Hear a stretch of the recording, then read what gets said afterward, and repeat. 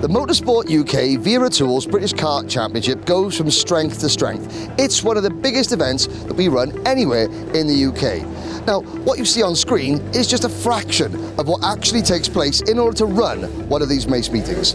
Want to find out how to do it? Let's go. So for every competitor in the British Karting Championship, your first stop is here. Race control. This is where all the administration for a race meeting happens. The race secretaries do everything from take your entry, take your payment, take your licenses, and call you up to see the stewards if you've been a naughty boy or girl on track. Now, John, we ready? Signed on? Good. Now let's look at what goes on behind the scenes, how to get this all set up. Setting up the British Kart Championship is not the work of a moment. On the Tuesday or Wednesday of a race meeting, a team of 4 people drive 2 fully articulated lorries carrying everything the championship needs, from the awnings to the cameras to the tyres, all to the circuit, and they begin the long and arduous process of setting up everything that we need to run a proper race meeting. John, got those tyres ready? Excellent. Good lad. Now, onto the track. Once every driver gets onto the track for the qualifying, practice and racing itself, they're watched by a team of 5 clerks of the courses and a whole team of corner marshals. Anything that goes on the circuit that shouldn't, the clerk of the courses will watch it, decide whether it's actionable or not, and then report it to the next phase, the camera room.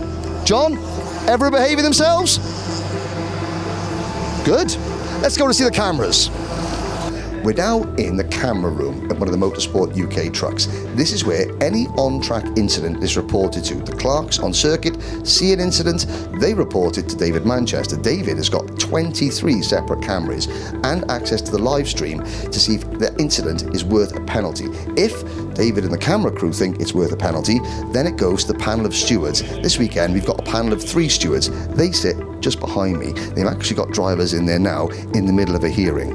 If you're called in to see the stewards, this is your driver's chance to plead their innocence or be told what penalty they've got. The stewards assess every single incident. It can be a time-consuming process, but it's the best way to ensure that the racing remains fair and just. But someone's getting told off next door. I think it might be John.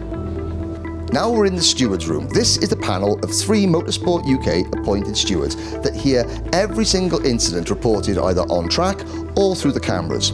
If a driver thinks they're going to get a penalty, or if the officials think that a penalty is due, the driver and their representative, if they're under 18, come sit here, they plead their case, they talk about the incident, they review all camera footage, all written reports, and then they decide if a penalty is due or not.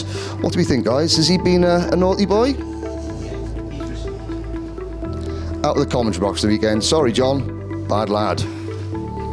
At the end of every race, each driver has to come into scrutineering. Firstly, they go over the weigh scales to make sure their carts are on the correct weight limit, and then they have to speak to the scrutineers. Now, Motorsport UK have a team of between 4 and 6 technical commissioners and scrutineers led by Paul Klassen and Ernie Salmon. They can call on any one of the regulations in either the Blue Book or the Gold Book, or any of the online fiches. A fiche is the technical regulations for each class that contain up to 100 different regulations.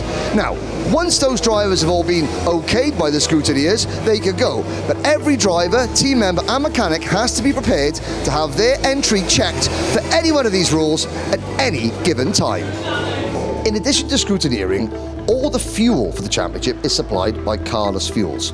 Now, in the event anyone's tampered with the fuels, this is how it works. At the end of every race, this gentleman here requests a sample from any cart he chooses. The driver has to give the sample of fuel to this man, and he puts it into the fuel sampling machine. In that machine, there is a sample of race legal fuel. Once the comparison goes in onto that screen, it's what's called a fuel fingerprint. If the fingerprint matches from the cart's fuel to the sample already in the machine, you're good to go. If it doesn't, there's a problem. All the fuel is kept in sampling kits so that if there is a problem, you can go through the appeals process. But this is the most up-to-date technical fuel testing system anywhere in karting. Before every race, each driver has to come here, the assembly area. This is where tyres get put on their rims, fuel gets put in the cart, and the nose cones are attached.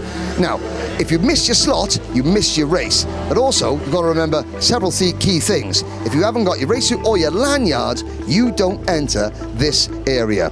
Ladies, do you have his lanyard? No entry, no John, you're out.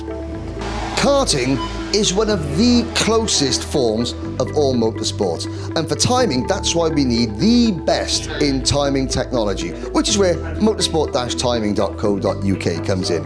They bring with them an entire truckload of equipment. They have got photo cells, cameras, half a dozen LED digital display boards that are dotted all the way around the circuit to communicate with the drivers. Their technology can mean that we can see where every driver is in every sector of every lap, and that's timed down to the nearest hundredth of a second.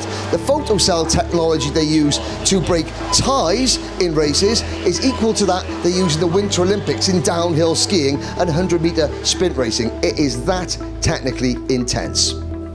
Last but by no means least, it's Alpha Live. Alpha, the company that bring every split second of action from the British Championship live to your TV screens via a global audience.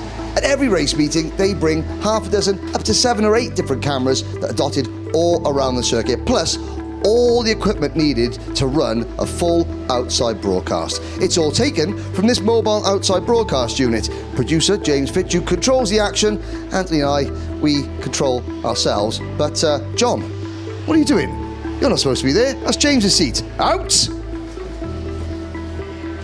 So there you have it. What you see on your screens is just a fraction of the effort that goes in to the Wera Tools Motorsport UK British Kart Championship. This is how the magic happens.